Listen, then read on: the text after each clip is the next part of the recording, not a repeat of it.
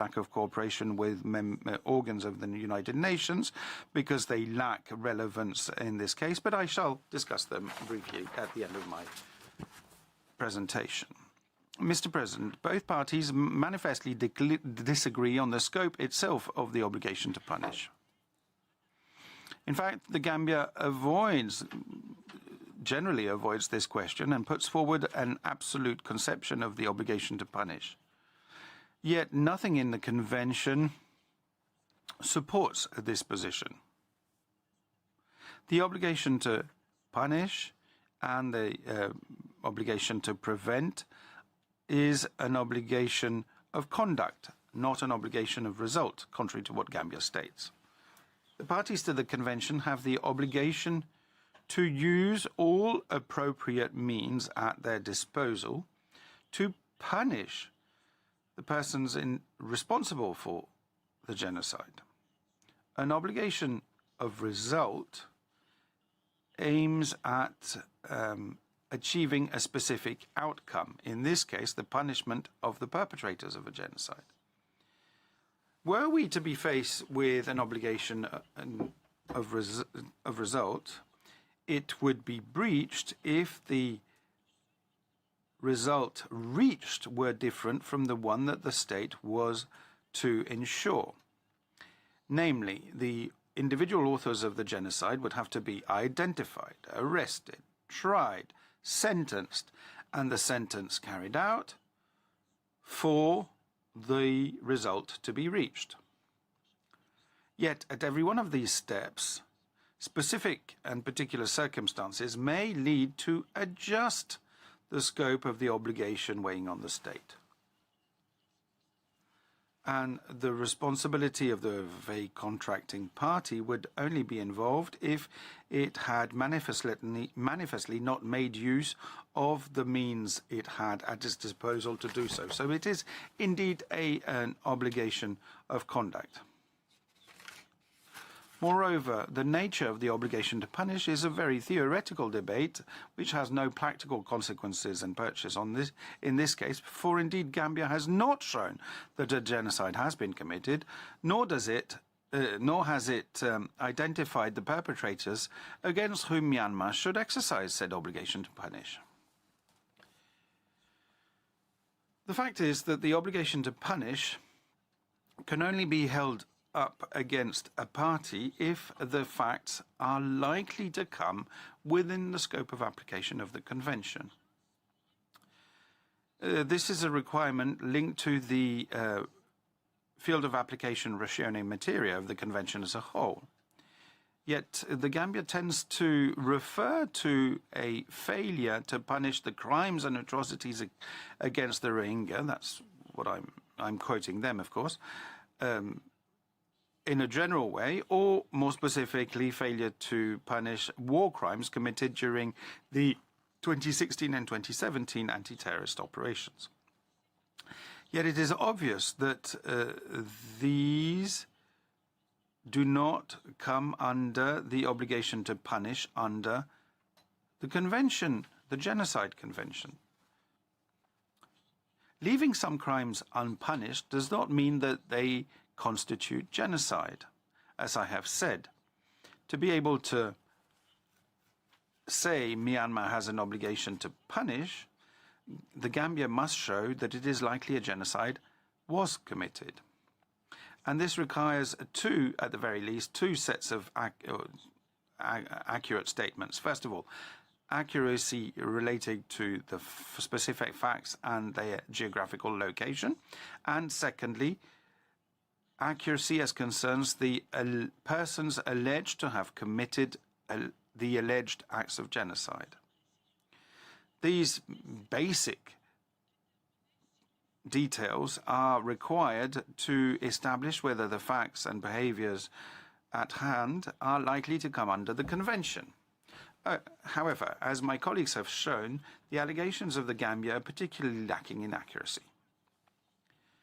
On facts, it is remarkable, for instance, that the Gambia should insist on the violation of an obligation to investigate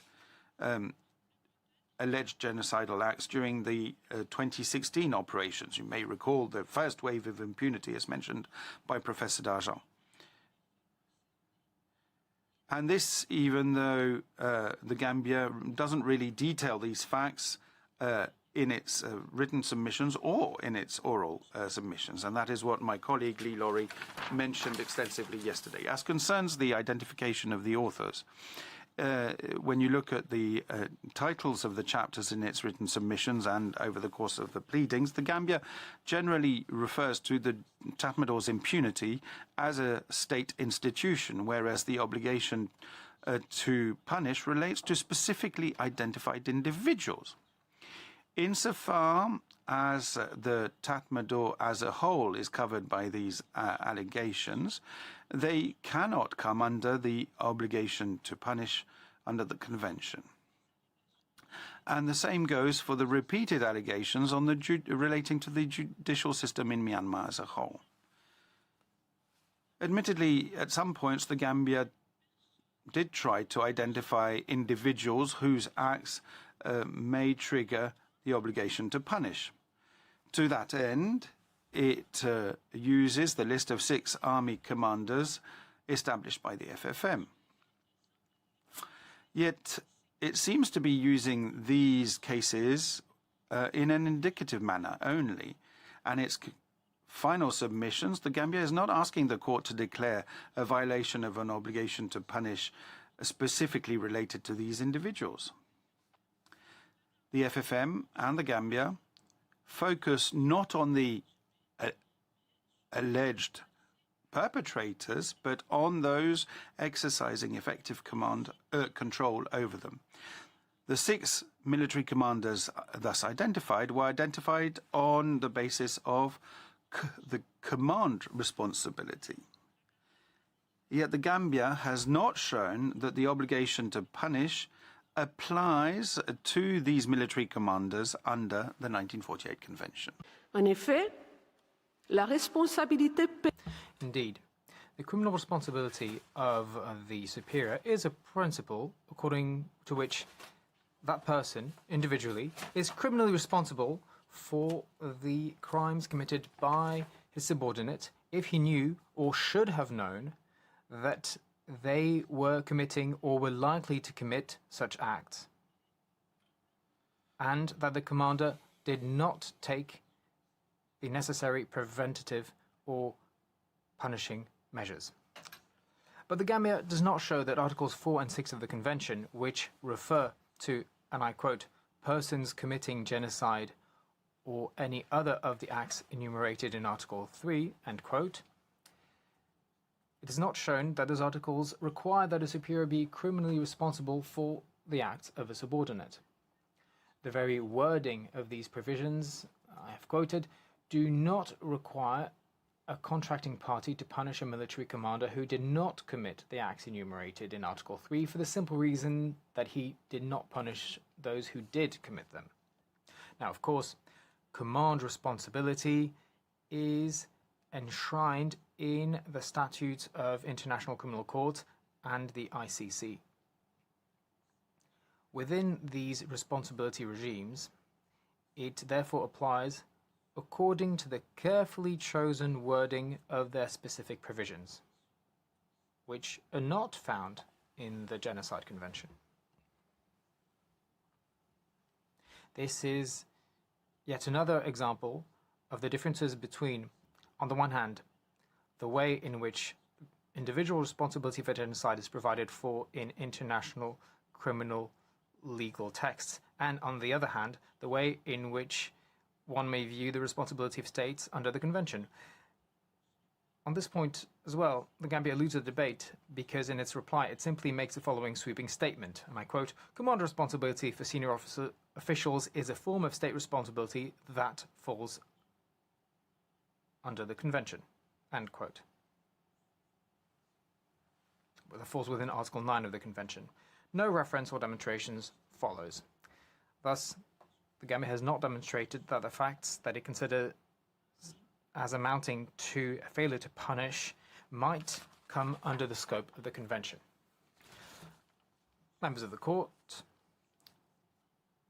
I will, however, once again for the sake of completeness, look into the allegations concerning a serious failure to investigate. La Convention ne contient qu'une The Convention only contains a general reference in Articles 1 and 4 on the obligation to punish, but provides no specific obligation to investigate or prosecute. Thus, Article 6 provides that, and I quote, persons charged with genocide or any other of the acts enumerated in Article 3 shall be tried by a competent tribunal of the state in the territory of which the act was committed, end quote. This provision does not contain references to inquiries, or rather investigations, and prosecution. That being said, Myanmar agrees that investigations and prosecution are logical precursors to holding a trial and issuing a sentence, and thus could be included in the general obligation to punish. It remains, however, that the scope of the obligation to investigate and that of the obligation to prosecute are not laid down in the Convention. But these two obligations could not be triggered without precise identification of those individuals suspected of the crime of genocide or one of the acts in Article 3. The obligation to prosecute or extradite case raised in the hearings by the Gambia confirms this interpretation. In the present case, by speaking to the obligation to carry out a preliminary investigation that appears in Article 6, Paragraph 2 of the Convention Against Torture, the court considered that the state must comply with it, and I quote the court, as soon as the suspect is identified in the territory of the state, end quote. The triggering of the obligation to investigate thus imposes, at the very least, an obligation, or rather an obligation to identify, at the very least, those suspected of the crime in question. Regarding the conditions in which such an obligation is triggered, one can only see that the 1948 Convention says nothing on the matter. This is a major difference between the case concerning the application of the International Convention for the Suppression of the Financing of Terrorism, Ukraine versus Russia. In the 31st of January 2024 judgment, the court examined two connected obligations in the light of the specific provisions of the Convention for the Suppression of the Financing of Terrorism, that is to say, Article 9, first paragraph, for the obligation to investigate, and the first paragraph of Article 10 for the obligation to prosecute. Thus, concerning the obligation to investigate, it is because of the specific terms of these provisions that the court has ruled, and I quote, that the evidentiary threshold for the obligation to investigate is relatively low. Article 9, paragraph 1, requires only that a state party receive information that a person who has committed or who is alleged to have committed the offence of terrorism financing may be present in its territory. The facts provided may be general in nature, end quote. But even in a situation such as this, where treaty law is quite clearly not particularly demanding, the court did require that credible information had been made known to the requested state. The court insisted that there was no obligation to investigate if nothing supported the allegations of violation of the Convention on the Financing of Terrorism, or that these allegations were not sufficiently detailed or individualized. As Myanmar underlined in its written submissions, there can be no obligation to investigate if there is no credible information leading one to believe that a genocide has been committed. This therefore implies that there is the beginnings of proof of the actus reus and the dolus specialis, of which Myanmar has been specifically informed.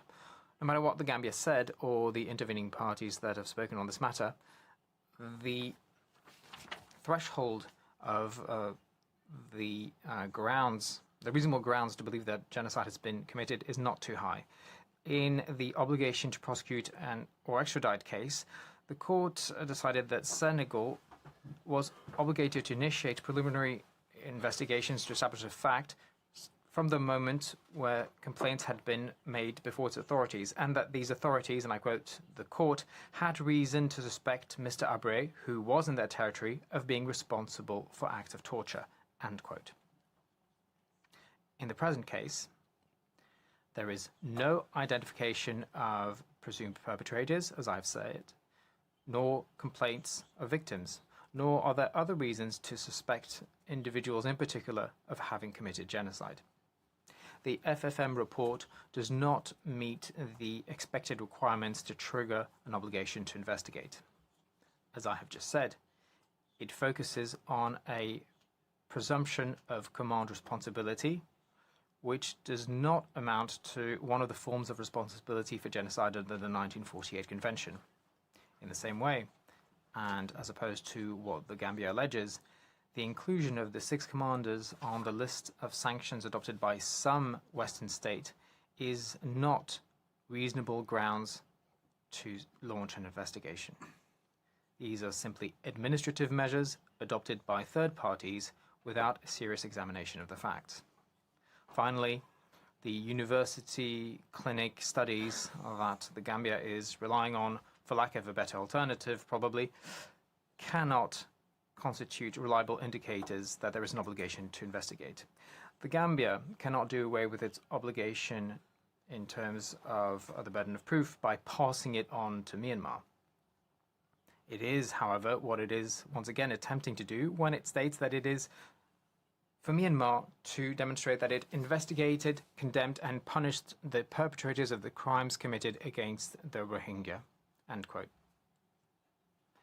The Gambia has therefore not met the applicable standard of proof, because it has not established that the Myanmar authorities had sufficiently plausible information leading it to believe that military staff involved in the operations was moved by a genocidal intent. The obligation to punish provided for by the Convention therefore does not apply. Finally, and ex abundant cautela, I underline that Myanmar did launch inquiries into the facts concerned by the present proceedings. In general, it is required to undertake a meaningful investigation into the alleged facts in accordance with the laws and procedures that the state would ordinarily follow when presented with information on the commission of a serious crime. That is the Ukraine versus Russia 2024 ruling, or judgment rather. And as in many other countries, the justice system in Myanmar is of dual nature. If the presumed perpetrators are civilians, the authorities in charge of investigations and prosecution are the national police and the general public prosecutor. If the presumed perpetrators are members of the Myanmar Armed Forces, it is the military justice system which has jurisdiction. The Gambia is calling this system into question as a whole. That being, the obligation to punish does not force a state to reform its justice system. That obligation can therefore not be raised by the Gambia to require that investigations and prosecution take place in a setting that would depart from the existing constitutional framework. The organization of judicial services and the attribution of competence to different bodies are a matter of constitutional autonomy of states. And the many arguments of the Gambia aiming at requesting or requiring reforms to the existing framework based on the obligation to punish are therefore void. Furthermore, Myanmar set up several complementary mechanisms whose mission was to shed light on allegations of crimes in Rakhine State in 2016 and 2017. Firstly, you have the Mangdo Investigation Commission, created in 2016, and whose final report was published on the 8th of August 2017. Following its investigation, this commission concluded that there was no proof of genocidal intent. It noted inter alia that some cases of human rights violations and torture supported by evidence had been investigated. Some gave rise to judicial prosecution. Concerning the disproportionate use of armed force, this report concluded that if those facts were true, those concerned should be treated as in accordance with the law. The second mechanism is the Independent Commission of Inquiry, created in July 2018. It was tasked with investigation allegations of human rights violations and connected questions linked to the events of 2016 and 2017. This commission was made up of 2 Myanmar nationals and 2 international experts. It published its report on the 20th of January 2020. Gambia is calling into question the independence of this commission without providing proof of its accusations. It is distorting, what's more, the conclusions that this commission reached. And I would refer you to the written pleadings of Myanmar, which counter in detail Gambia's allegations. Finally, following the Independent Commission of Inquiry's final report, the President of FEMALC set up a body in charge of investigations and a criminal prosecution against civilians and possibly police officers suspected of having committed crimes during the 2016 and 2017 events. This body is made up of the representatives of police and the Office of the Attorney General. Myanmar's different reports on the implementation of provisional measures show the activities of this body, which were singularly hindered by the security situation in Rakhine State. Gambia's objection on this matter bear on the body's lack of jurisdiction concerning members of the military. These also do not hold for the same reasons that I have laid out. The obligation to investigate must take place within the existing procedural and constitutional order.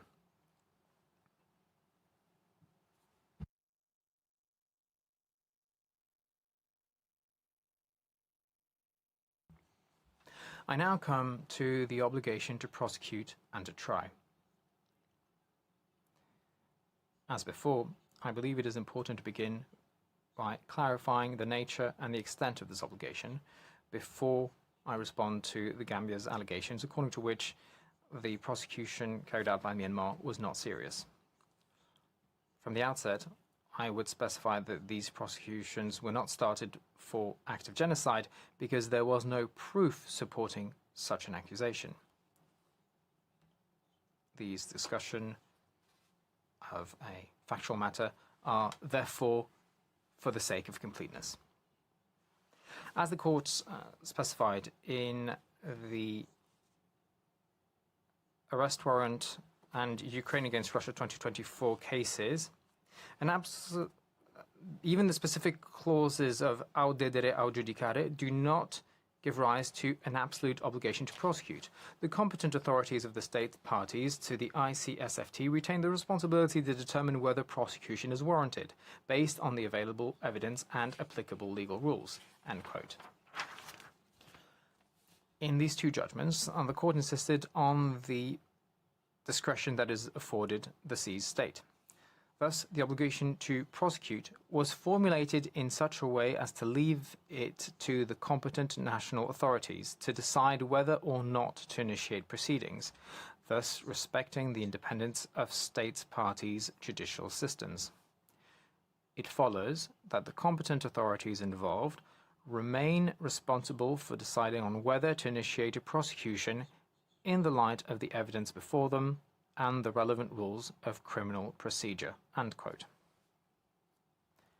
What's more, the standard of proof required to prosecute is necessarily higher than that to trigger investigations. What's more, it reflects the gravity of the accusation. Thus, concerning the financing of terrorism, the 2024 judgment insists on the fact that the decision to submit a case to the competent authorities for purposes of prosecution is a serious one that requires, at a minimum, reasonable grounds to suspect that an offence has been committed. Fin de citation. End quote. Gambia fully ignores this discretionary power given to national authorities. It attempts to substitute for it discretion given to the fact-finding missions, even opinions coming from NGOs, journalists, or academics. As my colleagues have shown throughout their oral arguments, the evidence relied upon Gambia are far from constituting overwhelming evidence of genocidal acts. This as stated by Gambia. And so once again, by denying the discretionary power of the state, that Gambia can state the failure to prosecute constitutes in and of itself evidence that there is a breach of the duty to punish, whereas, in fact, it is part of exercising the power to assess the evidence and characterize the facts by the incriminated state. Gambia commits another error in its analysis when it states that the prosecution must be based on special legislation on genocide. I will be returning to this point this afternoon when I review the alleged obligation to adopt special legislation. At this juncture, I would like to point out that the court has explicitly recognized in its judgment in Ukraine versus Russia that an obligation to prosecute is exercised within the confines of existing legislation. Therefore, the contracting parties can rely on the general provisions of their criminal law, particularly those that address crimes such as murder, bodily harm, and rape. Furthermore, regarding the provisions on criminal procedure. Therefore, the Gambia's arguments are inoperative, whereby prosecution before military courts are, by their very nature, inadequate because they are not under civilian control. So such an argument is inoperative. Thus, it is the public body that is charged with the investigation to determine whether sufficient evidence against an individual to justify initiating proceedings against said person. Unlike what Gambia is claiming, it is not up to the fact-finding mission to decide whether Myanmar should investigate certain individuals or prosecute them. Furthermore, the court cannot itself determine whether there are reasonable grounds to believe that named individuals should be prosecuted for acts of genocide. Finally, as has already been abundantly demonstrated, Myanmar has initiated proceedings against certain members of its armed forces for facts that were committed during the anti-terrorist operations, and some of these individuals were sentenced to prison terms. Gambia recognizes this while minimizing these examples as it deems that the sentences were too lenient. The work of the body responsible for criminal investigation prosecution that I mentioned led to the indictment, in some cases to the conviction of civilians involved in crimes that were committed in 2016 and 2017, some of them being members of ARSA or Rakhine civilians or law enforcement agents. Several reasons explain why there are impediments to the work of this body. The lack of evidence and formal charges, as well as the security situation in the Rakhine state, has made any further work difficult, and this explains why other prosecutions have not been initiated since then. Mr. President, let me now address the allegations that evidence has been destroyed, destruction that would have taken place in order to prevent the initiation of a prosecution for genocide. According to Gambia, these acts amount to not only dolo specialis, but also of breach of the obligation to punish. Last week, Gambia's council turned a public report of the fact-finding mission, the central part of their demonstration on this point. This report is not part of the case file, and the court had refused to accept this document unless it was introduced by the Gambia, considered that it was readily accessible using a provision of the rules, this against an explicit decision of the court. In its wisdom, the court allowed Gambia to continue in this manner. I note, however, that Gambia itself interpreted this, the initial decision of the court, as being based on the fact that the report was not necessary for the discussion. Myanmar, just like the court, considers that this report is not necessary for deliberations, so I shall not dwell upon it in my presentation this morning. I shall begin by looking at the allegations of the destruction of evidence that were made by Gambia last week. I would like to start with the macabre evocation of numerous mass graves and the sordid accusations that corpses were mutilated by being burned or destroyed with acid. What evidence has Gambia provided regarding mutilation? Nothing more than an article coming from the Associated Press, which is being honorifically qualified of public report, and that appears under one of the tabs in your folder. Associated Press claims that it examined videos on cell phones with timestamps, satellite imagery, and that it conducted interviews. Gambia trusts all of the above without question. Did it even try to trace the underlying evidence which are not in the case file? Most likely they did not.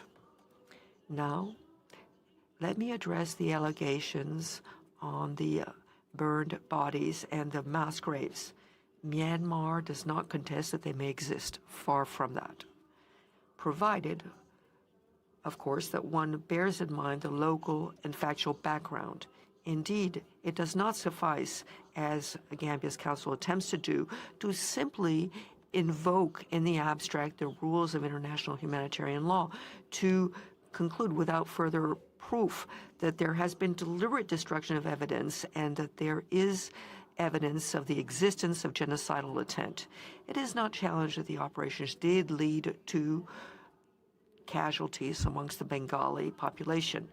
However, it is necessary to distinguish civilian casualties and casualties amongst the ARSA forces in relation to hostilities. Mr. Blom-Cooper and Ms. Laurie have examined this aspect yesterday. Furthermore, the quick burial of bodies, including in mass graves, is not at all anomalous in a country and at a season when the average temperature is close to 30 degrees Celsius.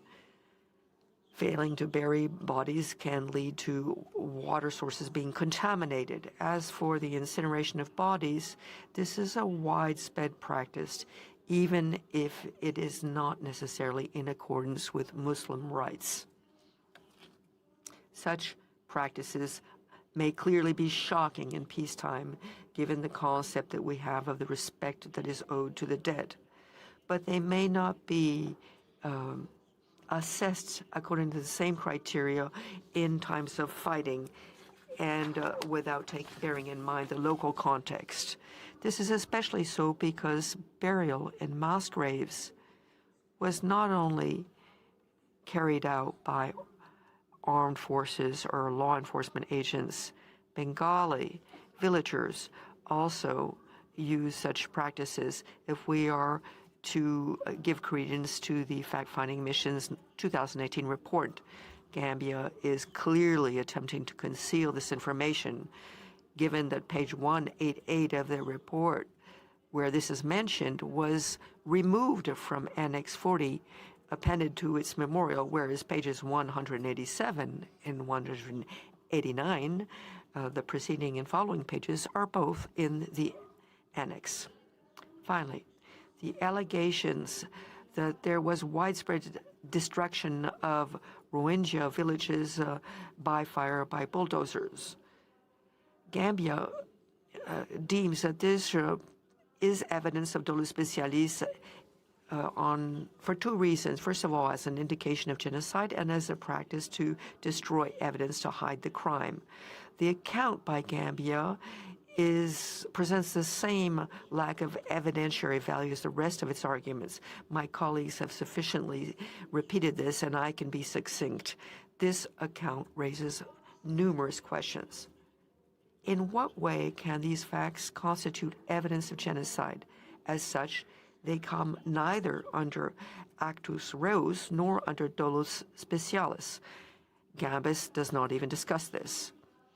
Whereas it states that the destruction of villages was widespread during the 2016-2017 operations, in the presentation of this evidence, as unsatisfactory as they may be, Gambia makes no distinction between the locations where military operations were conducted and those where there were no such operations. Thus, Project Otseli, that it refers to both in its written submissions and in its oral arguments, contains evidence related to locations where there was no fighting. What crimes could have been hidden in locations where no genocidal acts were alleged to have taken place? Gambia mixes up the allegations that relate to facts that took place during the anti-terrorist operations of 2016-2017 and those that relate to subsequent facts. Myanmar accepts that there were destruction of dwellings during the anti-terrorist operations, but these were aimed at legitimate military objectives. Other instances of destructions were actually perpetrated by ARSA, and they took place either in Rakhine villages or in Bengali villages, where ARSA members deliberately burned some houses. Other houses were destroyed during confrontations with Myanmar's armed forces. Unlike what is being claimed by Gambia, this destruction is anything but widespread. Mr. Blom-Cooper will be returning to this point in detail later on today. Let me just recall that despite the tendency to extend the geographic scope of events as seen with the allegations, hundreds of Muslim Bengali villages in the northern Rakhine state were not affected. The last point that I want to address regarding the allegations of destruction of evidence has to do with effects that took place subsequent to the anti-terrorist operations. Gambia puts great emphasis on the alleged burning in the Boichidong township in May 2020, where Bengalis lived before 2017. These allegations are also relevant as regards the implementation of the Order on Provisional Measures. And in this regard, it should be examined. And the second report submitted by Myanmar refutes this. Without going over all the detail in these allegations, I would like to stress how little care Gambia has brought to evidentiary matters. Its allegations are entirely based on an oral report by the High Commissioner for Human Rights of the UN. As explained in the second report, Myanmar conducted verifications with satellite imagery and NASA's fire detection data for all of the Butidong township during the period from December 2019 to July 2020. This data showed no visible sign that villages were burned during the period under consideration. Yet Gambia persists in claiming that the hastily drawn findings of the High Commissioner were necessarily corrected, although they were anonymous, summarily rejecting any exculpatory evidence just because it originates with Myanmar. Mr. President, Finally, I would like to address the allegations related to the failure to cooperate, and I think I have 3 or 4 minutes to go, if you will allow me, before the coffee break. So once again, Myanmar's failure to cooperate with some UN bodies, in particular the mission, the mechanism, and the special rapporteur on the human rights situation. Both sides agree that the Convention on Genocide contains no obligation of cooperation with non-jurisdictional bodies. This is a clear distinction between this case and the case involving genocide in Bosnia, case in which the court found that Serbia had failed to meet its obligation to cooperate with the International Tribunal for the Former Yugoslavia, which is implicitly included in Article 6 of the Convention. Furthermore, this court, in its order, rejected the provisional measure sought by Gambia, requiring that Myanmar would give access to and assist the fact-finding bodies of the UN. Aware that there's no treaty obligation to cooperate with these bodies, Gambia then took a different tack in its reply and during this hearing, and chooses to see here evidence of Tatmadaw impunity. This is a new example of the circular reasoning that flaws all of its arguments. It posits as a premise that which it must demonstrate, that is, that a genocide was committed by Tatmadaw and the failure to punish. But barring any evidence, direct or indirect, Gambia indulges in speculation with no real logic. It explains that it refused to recognize the mandate of both bodies, the mission and the mechanism, was motivated by the doubts it had about its impartiality. It should come as no surprise that Gambia pays no credence to Myanmar's concerns regarding the methodology used by these bodies.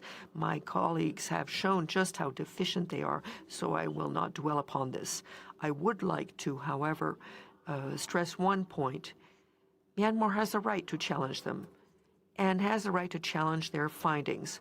Without this, in and of itself, constitutes evidence of dolus specialis or a breach of the obligation to punish. Mr. President, I have finished with my presentation this morning. I would like to thank the court for its kind attention, and I would like to now give the floor to Mr. Samblom Cooper, probably after a coffee break. Merci.